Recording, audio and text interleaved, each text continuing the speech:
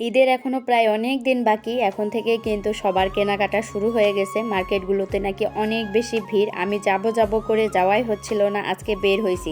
দেখি গিয়ে সবাই তো সব কেনাকাটা করে ফেলছে, আমাদের ভাগ্যে কিছু আছে কিনা। আমার বাবাটা এখনো ছোট, তা না হলে তো অনেক বেশি বায়না করতো ঈদের মার্কেট করার জন্য, তাই না? যেমন আমরা বায়না করতাম সেই ছোটবেলায় তো রোজা আসার প্রায় কিছুদিন পর থেকে মা আব্বাকে পাগল করে দিতাম যে কবে কেনাকাটা করে দিবে, কবে জামা নিয়ে দিবে, জুতা নিয়ে দিবে, মেহেদি কিনে দিবে। আর একটা দিন যে কত বড় মনে হইতো, শুধু মনে হইতো যে কবে ঈদের দিনটা আসবে, কেন দিনগুলো তাড়াতাড়ি শেষ হচ্ছে না। আনন্দে আত্মহারা হয়ে থাকতাম সব সময়।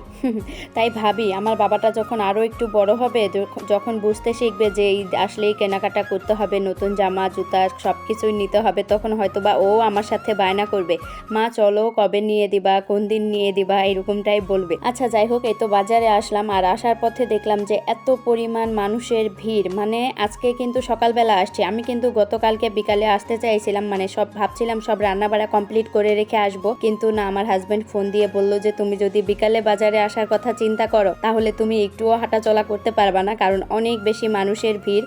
তাই কিন্তু আমি গতকালকে আসিনি, আর আজকে সকাল সকাল আসছি, তারপরেও অনেক বেশি ভিড় ছিল, মানে রাস্তা দিয়ে হাঁটাই যাচ্ছিল না এমন একটা অবস্থা। আর অনেক দোকানপাট কিন্তু রাস্তার দুই সাইডেও বসছে, যার কারণে কিন্তু এত বেশি প্রবলেম হচ্ছে, মানে সাধারণ মানুষের হাঁটা চলাতেও অনেক বেশি প্রবলেম। যাই হোক, প্রথমে আমি একটা দোকান থেকে কয়েকটা পাপোশ, বাবুর জন্য একটা রেক্সিন, মশারি, এগুলোই নিয়ে নিলাম। তারপরে তো এই মার্কেটটাতে আসলাম আমার ভাইয়ের জন্য শার্ট প্যান্ট পাঞ্জাবি নেওয়ার জন্য, কিন্তু ও কিছুতেই পছন্দ করতেছিল না, মানে ওর মনের মতো হচ্ছিল না। তারপর শেষমেশ বলল যে থাক, আমি দুলা ভাইয়ের সাথে এসে নেব, আজকে চলে যাই। যদিও এবারের ঈদে অনেক কিছু কেনাকাটার উদ্দেশ্য আছে, কিন্তু আমি তো ছোট বাবুকে বড় বাবুকে সাথে করে নিয়ে আসছি, আর ওদেরকে কোলে করে নিয়ে হাঁটা চলা যে করবো তাও মুশকিল, আর কিছু পছন্দ করে কেনাকাটা তো দূরের কথা। সকালবেলাতেও প্রায় সব কাপড়ের দোকানগুলোতে এত পরিমাণ ভিড় ছিল যে আমি কিছু পছন্দ করব, ছোট বাবুকে কোলে নিয়ে কিছুই পছন্দ করতে পারতেছিলাম না, কি আর নিব। তাই ভাবলাম যে আজকে আর হবে না, ওদেরকে একদিন বাসায় রেখে এসে আমি পছন্দ করে নিয়ে যাব।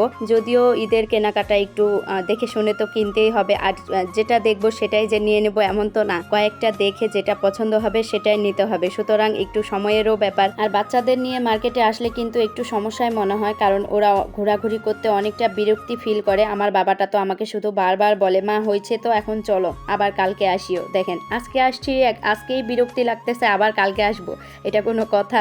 যাই হোক, আমি চিন্তা করলাম যে না, ওদেরকে নিয়ে আসছি যেহেতু, তাই কিছু নেওয়া হবে না, আমি কালকে ওদেরকে রেখেই আসবো। এসে সময় করে ভালোভাবে দেখে শুনে নিজের পছন্দ মতো এবং মনের মতো সবার জন্য কেনাকাটা করে নেব ইনশাআল্লাহ। তাই হালকা পাতলা কিছু নিয়ে আজকের মতো চলে যাচ্ছি বাসায়। আচ্ছা, তো আপনাদের কি ঈদের কেনাকাটা করা শেষ নাকি করবেন সেটা অবশ্যই জানাবেন। তো আজকের মতো এখানেই বিদায় নিচ্ছি। আমার এই ভিডিওটি আপনার কাছে কেমন লাগছে অবশ্যই কমেন্ট করে জানাবেন। আচ্ছা, তো আজকের মতো এখানেই বিদায় নিচ্ছি, সবাই ভালো থাকবেন। আসসালামু আলাইকুম, আল্লাহ হাফেজ।